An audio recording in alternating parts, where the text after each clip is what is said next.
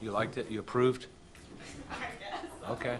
So, Brandon, what changed the last couple of days that allowed this to come to the finish line? Yeah, I mean, these are hard. They're never easy. I think you just try and keep working at it. And, obviously this was something that we had conversations back in the spring. We had to put pause, push pause and, focus on the draft and other things. And something that we said we would try to revisit when we got to training camp. And, unfortunately, you never want to hold in or hold out or any of that stuff. You want it all. But at the end of the day, you guys know our motto here. We want to draft and develop and re-sign. And that starts with Terry Pagula giving us, you guys know all the money we've doled out this offseason, and this is another draft pick that we're proud of and excited to extend. And fortunately, late last night, we got it across the finish line.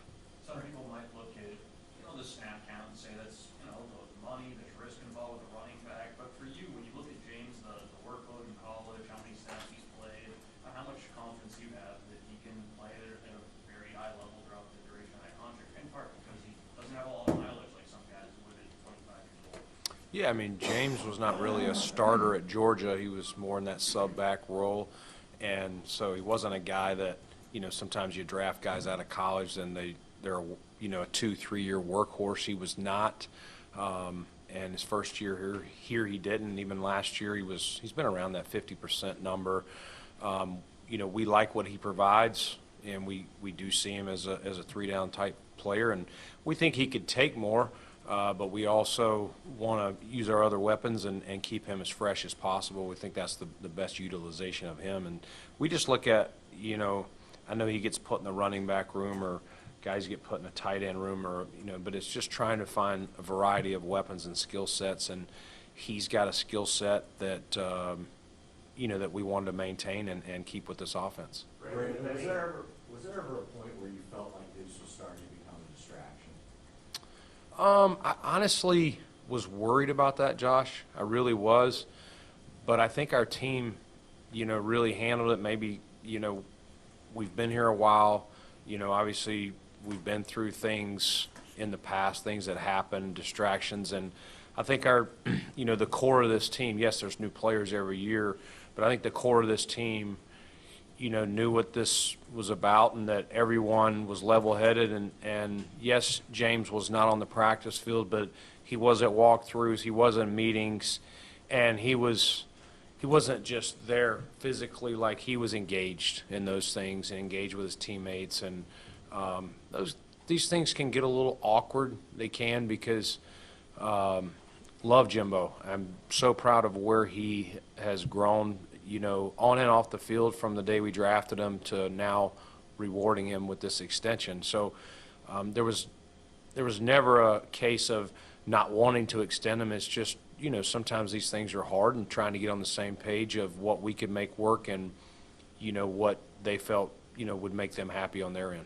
You said that last night everything kind of came together. Like when he practiced yesterday, was it pretty much with an understanding that you guys were pretty close on something, and that's how we got to where we got to yesterday with him practicing? I think we had an understanding that, we need to practice if we're going to be able to get back to the table. And so I think there was good faith on both parts, from, him and his agent to our side. And, once we got him back on the practice field, we really worked hard yesterday. Kevin Meegank and on our side, and Zach Hiller, James's agent, on his side. And I think it was roughly 11 o'clock or so last night where we were able to say both sides are good with this, and we'll get it signed in the morning. Brandon, with anytime a player signs a contract extension, at least externally, there's an expectation that their level of play at least rises here, at least stays the same, if not rises. Mm-hmm. You've signed a lot of extensions here with Christian and Terrell, James, the list goes on this offseason. What do you need to see collectively from that group moving forward to make sure that this was money well spent? Yeah, listen, at the end of the day, you can't guarantee someone, hey, you sign this, you got to win us a championship or anything like that. But I think it's just playing their role, doing their job, and continuing to, ascend and those same habits that they had to, obviously they got to play well on the field, but continue those same habits that help them have the success on the field. And these are all players that we extended this offseason that I feel are still ascending talents in the league. So continue to work on your craft. Don't change who you are just because you've been paid. And I feel very confident every single person that we've paid and the guys you've seen, none of them, took time off or were, other than the little break in the summer, but they were very engaged in the off-season program. These guys have come back ready to roll, and I know Jimbo will do that as well. These are competitive guys, and so just helping take our team. This is the new young core that we're kind of putting our money into, and lead on the field, lead off the field, just be the kind of Buffalo Bills that we want. With James specifically, what does the next level look like? Because the production was what it was last year at the snap count. And so if you want to keep that snap count around the same, what can he do to reach the next level? Yeah, listen, I think like anything, it's that fine balance. Some of it is it's not him wanting out. It's that balance of us just trying to throw as many different pieces and different looks for the defense to play against, while also keeping him fresh. He's an explosive talent, and like anything, you start overusing them, they're going to get wear and tear, and all of a sudden you don't see the same explosive player. So it's us utilizing that. Like anything, James is a guy that we do think can be a three-down player. It doesn't mean everything's perfect. There's some little things that he's already been working on and will continue to work on. But we're excited with where he's at, and he's still a young talent. And as we've said in here, don't think he's been overtaxed or a guy that the tread on his tires is getting worn by any means. Brandon, you've never dealt with a hold in a situation like this before. What did you learn from your seat on going through something like this? Yeah, I learned I don't sleep well. So I don't like those things. They're no fun. And they're no fun from a standpoint of this is a player you really love, you're proud of. It can be tough. Like you're working together and you want to get it done. And I'm sure, James probably had some frustrating thoughts or things he wasn't happy with me about, and I respect that. I don't hold it against anyone if he was that way. Like, it's the business part. We've talked about it before.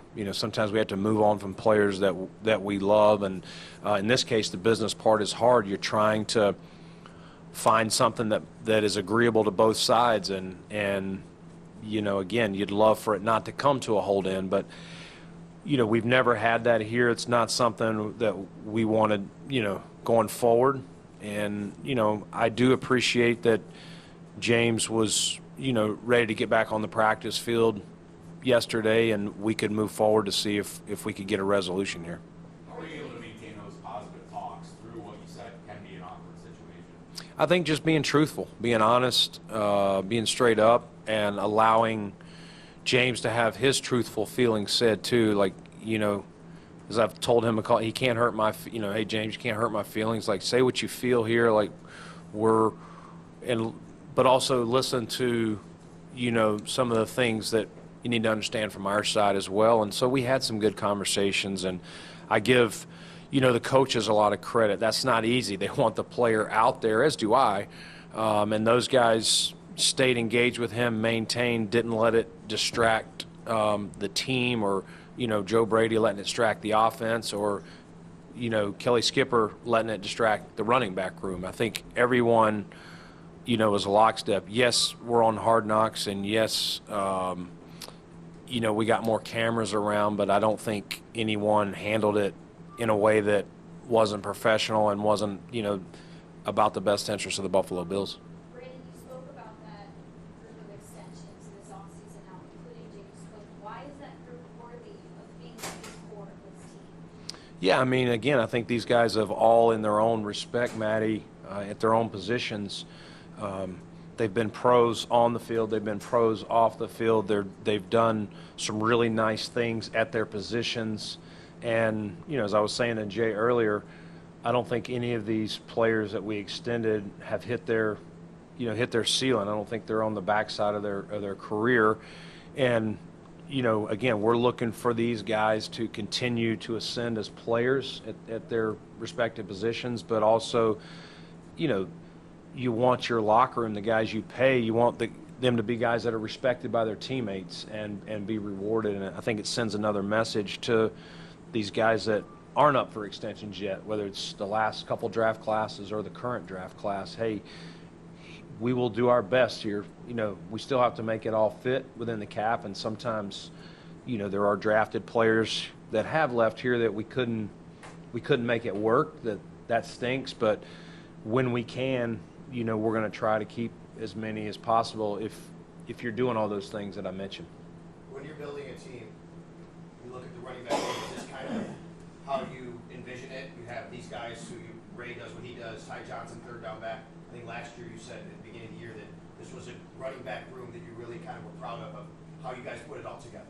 Yeah, I really liked how they worked well together. They cheer for each other. They're out there. No one's griping about who's getting the goal line carries or who's in on third down or a 2-minute or whatever the situation is. These guys are all cheering for each other, and, there's been no pouting upstairs, hey, I ran the ball down the field. Why did this player get to run it in from the 2-yard line, or whatever the situation is? These guys, and I think their skill set it offsets each other, and I think we can play in tough conditions. We can play in a fast turf. We got guys that can catch the ball. We got multiple guys that can pass protect. That's the thing. It's one thing as a receiving back to be able to catch the ball, run routes, but you've also got to be able to pass protect when they're zero blitzing. They're bringing everyone. Someone's got to be able to stand in there, be able to sift through the trash and pick up the blitz wherever it's coming from. And that's not only physically but mentally seeing all that, the variety of schemes that defenses, the looks that they give you. So I like the group and excited. Obviously Ty, we extended him this offseason. Ray still on his rookie deal, and now we've extended James. So, very excited. And one can kick too. And we've added a reserve kicker in Ray. So we always say here, the more you can do, the more versatility. What was James's reaction when it kind of got across the finish line? Well, James, he's very jovial and outspoken. No, he was good. He shot me a text. I didn't mess with him last night because it was so late, but shot him a text this morning, and he came by the office. And again, Jimbo's he's a man of few words, as you know, but he's happy. He's up there. He just signed it before I walked down, so he's good to go. He'll be out there on the practice field, ready to roll. Brandon, you've watched a lot of players sign contract extensions. What's different about watching a player sign their first NFL contract extension? Yeah, it's like a proud dad, big brother moment. It really is. Like you're like, man, this, I think Josh said it on one of his things, generational wealth. Like you just, again, you want to reward them all. It doesn't always work. Sometimes the situation doesn't call for them earning, this kind of extension. Or like I said earlier, sometimes the business gets in the way and you can't afford it. But when it all works out, for me, it's exciting and a proud dad moment, I guess. Does this offer you guys any cap relief this season? Maybe a little bit. It's not going to be a lot, but a little bit for sure. James was counting 5-something, I believe. So yeah, a little bit. Nothing too crazy, so that we're not pushing crazy numbers down the road. Do you need to make some moves here before when it stops being top 51? When it stops being top 51, we'll still have to probably do something. And just to clarify, Brandon, this is a 4-year extension on top of the year he has remaining? Yeah, through 2029. Okay. Yep. All right. Thank you.